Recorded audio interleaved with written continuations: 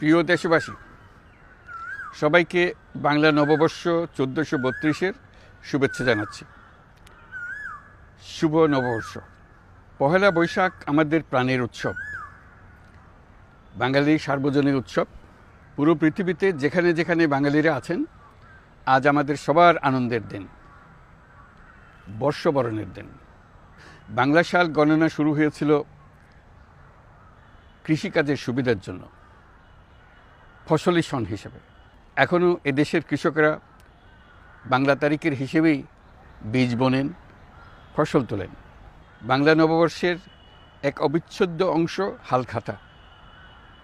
এখনকার আধুনিক সময়েও এখনও এই হালখাতার ঐতিহ্যকে ধরে রেখেছেন বাংলাদেশের হাটে বাজারে, শহরে বন্দরে।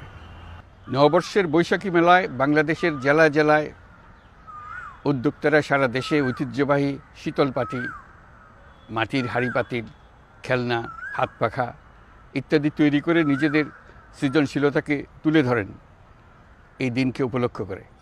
বাংলাদেশের সংস্কৃতি ও ঐতিহ্য রক্ষায় এবং একে এগিয়ে নিয়ে যেতে আমাদের সবাইকে সক্রিয় ভূমিকা রাখার জন্য অনুরোধ জানাচ্ছি। আমাদের এইসব ঐতিহ্য যেন আমাদের নিজেদের মধ্যে সীমাবদ্ধ না থাকে।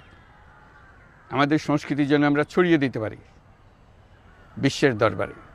বছরের এই দিনটিতে আমরা সুযোগ পাই আমাদের সুদীর্ঘ ঐতিহ্যকে নতুনভাবে নতুন প্রজন্মের কাছে উৎসবমুখর পরিবেশে তুলে ধরতে এবং পৃথিবীর সামনেই তুলে ধরতে। পাহাড় ও সমতলের বিভিন্ন জাতিগোষ্ঠীও চৈত্র সংক্রান্তি ও নববর্ষে এবার বড় পরিসরে উৎসব উদযাপন করছে। পহেলা বৈশাখ সম্প্রীতির দিন, মহামিলনের দিন, আজ সবাইকে আপন করে নেওয়ার দিন। এবারের নববর্ষ নতুন বাংলাদেশের প্রথম নববর্ষ। আসুন আমরা বিগত বছরগুলোর গ্লানি, দুঃখ, বেদনা, অসুন্দর ও অশুভকে ভুলে গিয়ে নতুন প্রত্যয়ে, নতুন উদ্যমে সামনের দিকে এগিয়ে চলুন নতুন বাংলাদেশ গড়ে তুলি। 24-এর গণ অভ্যুত্থান আমাদের সামনে বৈষম্যহীন বাংলাদেশ গড়ে তোলার সুযোগ এনে দিয়েছে। এই সুযোগ যেন আমরা না হারাই।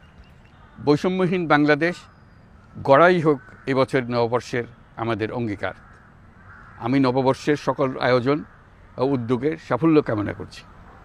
নববর্ষ 1432 আমাদের সবার জন্য শুভদিনের সূচনা করুক। নববর্ষ আমাদের সকলের জন্য নতুন ও গভীর আনন্দের উন্মোচন করুক, এই কামনা করছি।